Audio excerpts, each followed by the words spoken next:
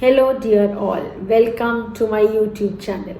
Today I have for class 12th a lesson from your textbook Vistas. Should Wizard Hit Mommy by John Updike. Now, talking about the author first. John Updike. He was born in 1932 in Shillington. Shillington एक जगह है Pennsylvania में. And he was an American novelist, poet, short story writer, and critic. And he wrote more than 50 books. And he won the Pulitzer Prize and also the National Book Award. And जो theme है अब story का, जो story है वो deal करती है with the question of authority and parenting. और जो थ्रू द स्टोरी, इस स्टोरी के से पता चलता है हमें कि रॉजर स्कंक, एक जो स्टोरी इसमें बताई जाती है रॉजर स्कंक के बारे में नरेटर बताता है इस स्टोरी का, whose name is Jack. And he wants to emphasize on the fact, वो ये मतलब इस चीज़ पे स्ट्रेस करता है that mothers are always right, कि जो मदर्स होती हैं जो हमेशा ठीक होती हैं एंड उनको पता होता है कि बच्चे के लिए बेस्ट क्या है and they know what is best for the child. And एक और है कि it raises a moral issue कि the parents should always decide what the children should do, कि पेरेंट्स ही हैं जिनको डिसाइड करना चाहिए what the children should do, और लाइक छोड़ देना चाहिए कि जो बच्चों को अच्छा लगता है वो करें, what they like to do. So next coming to the characters of the story. यहाँ इसमें काफ़ी सारे कैरेक्टर्स हैं, पर कुछ मेजर कैरेक्टर्स हैं, कुछ माइनर कैरेक्टर्स हैं. मेजर कैरेक्टर्स में हमारे जैक आ जाता है, जो एंड विज़र्ड, एंड साथ में वाइज ओल्ड विज़र्ड, एंड जो हमारा आता है साथ में वाइज ओल्ड आउल. बाकी जो हैं सारे एंड रॉजर स्कंक. और बाकी माइनर कैरेक्टर्स हैं हमारे Claire, Bobby, Roger's mother and other animals. And Jack के कैरेक्टर स्केच के बारे में हम बात करते हैं. पहले जैक जो है प्रोटैगनिस्ट है स्टोरी का, that is the main character of the story. And he is married man living with his wife Claire and daughter जो 4 years ओल्ड है, एंड सन बॉबी. एंड वो डिसइल्यूशन्ड विद रिस्पॉन्सिबिलिटीज़ है. हम जब कहते हैं डिसइल्यूशन्ड विद रिस्पॉन्सिबिलिटीज़ मीन्स वो बड़ा डिसअपॉइंटेड है. ही इज़ वेरी डिसअपॉइंटेड, क्योंकि वो जो सोचता है, होप करता है, उससे कुछ जो है अलग ही होता है. ही बिलीव्स दैट जो जिस चीज़ में बिलीव करता है उससे विपरीत होता है. So he is very disillusioned, he is very disappointed. And जो है जैक एंड क्लेयर उसकी मदर है, जैक उसका फादर है, एंड ये 4 year old डॉटर है उनकी. एंड जो है ये छोटी उम्र से ही, मतलब ये 4 year old की है, पर अभी कॉन्ट्रडिक्ट करती है अपने पेरेंट्स को. जो भी उसके पेरेंट्स कहते हैं उसके जो है उनसे बहुत आर्ग्यूमेंट करती है. And she no longer falls asleep to Jack's disappointment.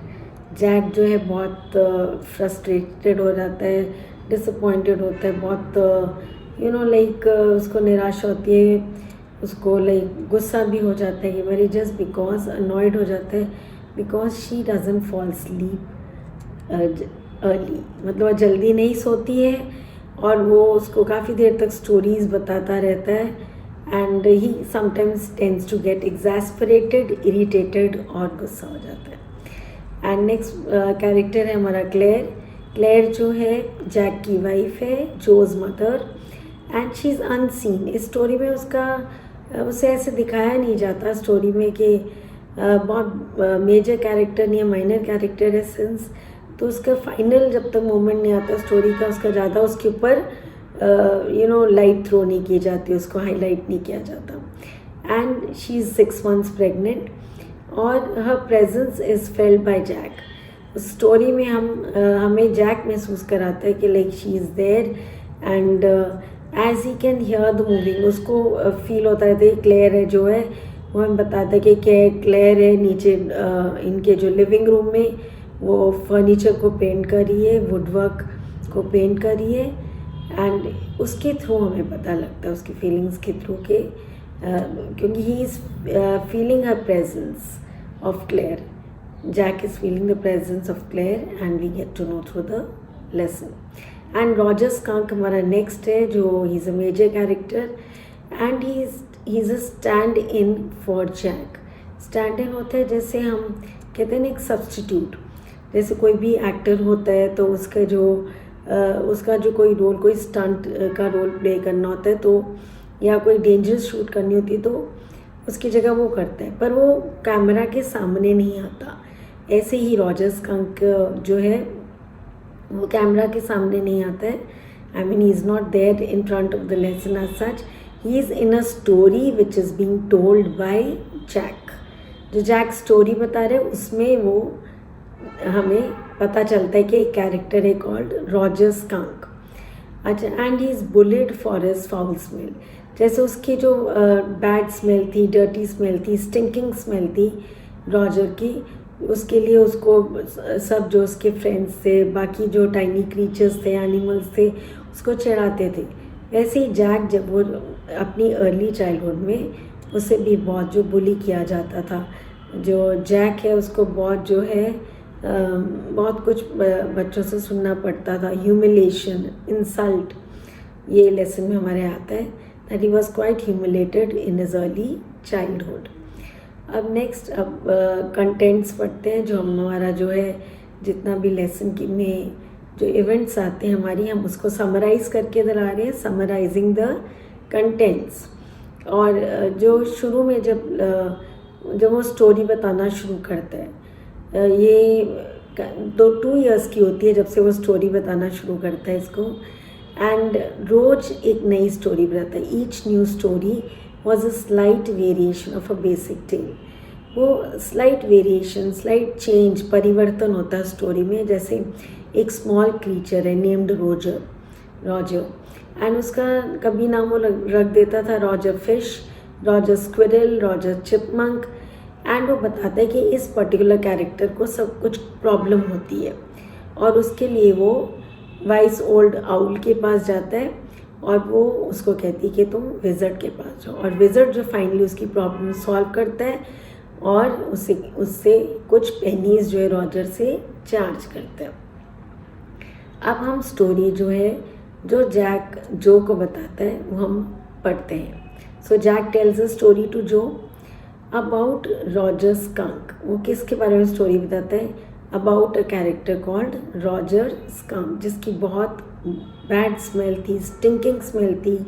जो बच्चे हैं, बाकी जो मतलब क्रीचर्स थे, बाकी जो टाइनी एनिमल्स थे, उसके फ्रेंड्स थे, वो उसके साथ खेलते नहीं थे. वो animals they ran away from him क्योंकि he smelled bad, right. So about Roger Skunk who smelled bad that the other animals ran away from him.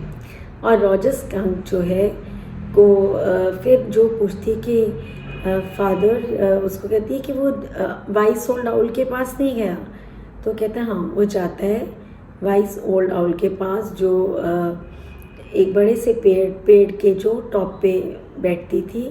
तो he goes to that tree, an enormous tree, that is it's a big tree. He goes there and उस tree पे वो owl बैठी होती है, vice old owl, और उससे बात करता है कि मुझे ऐसे जो मेरे फ्रेंड्स हैं, कंपेनियंस हैं, वो चढ़ाते हैं जस्ट बिकॉज मेरी बैड स्मेल है और वो मेरे साथ नहीं खेलते, they don't play with me.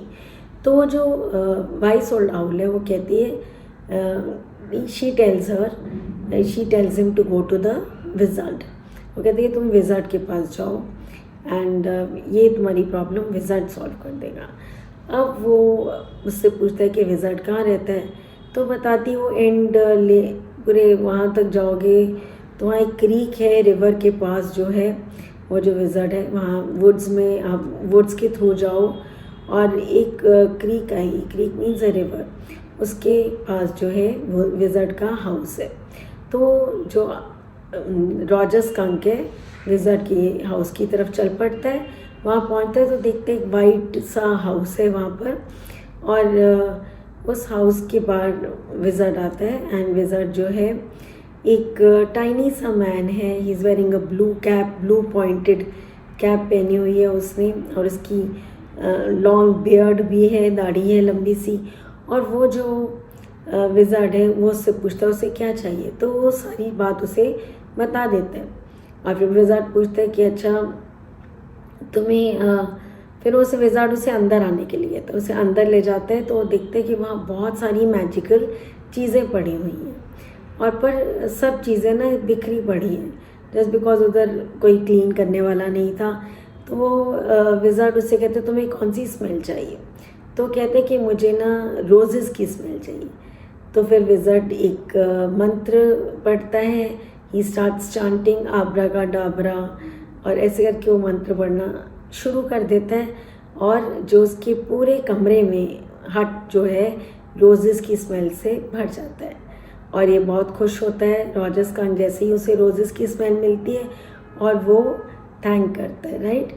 तो जो विज़ार्ड है changed his foul smell to sweet smell of roses, और रॉजर वॉज एक्सटैटिक, वो बहुत खुश हो जाता है, he was joyful and ran to the jungle.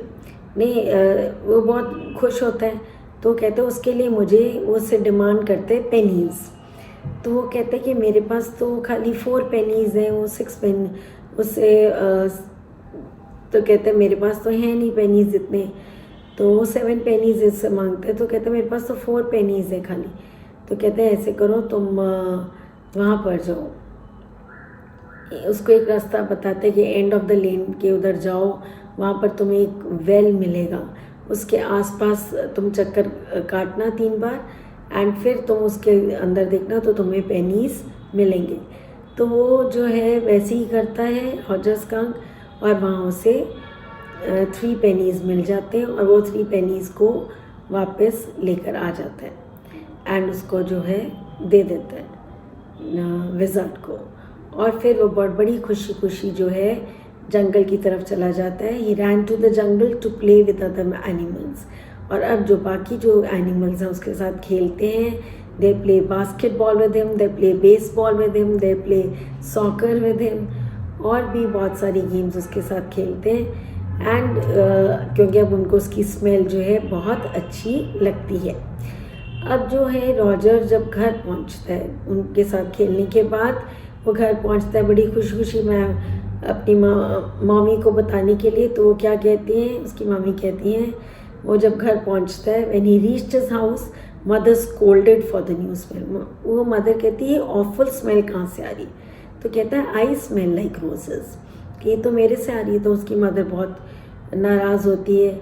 Mother कहती है कि चलो मुझे विज़ार्ड के पास लेकर चलो, take me to the wizard. So mother उसको कहती है कि मुझे विज़ार्ड के पास लेके चलो, एंड मैं उसको लाइक डांटूंगी और I will hit him hard on the head.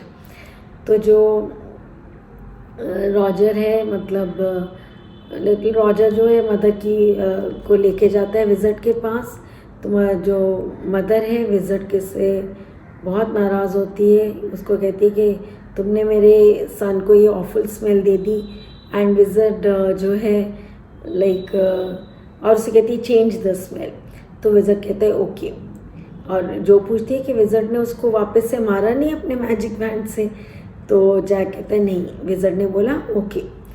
तो विज़ार्ड जो है उसकी जो लिटिल रॉजर की जो फाउल स्मेल है वापस चेंज कर देता है, जो उनकी वो स्मेल होती है, क्योंकि वो बिलीव करती है, मदर बिलीव करती है कि उनकी वो क्लैन की स्मेल है, मतलब उनकी जो ट्राइब है, जितने भी वो एनिमल्स हैं, रॉजर्स हैं, उन सब की जो है स्मेल है वो टिपिकल स्मेल थी उनकी।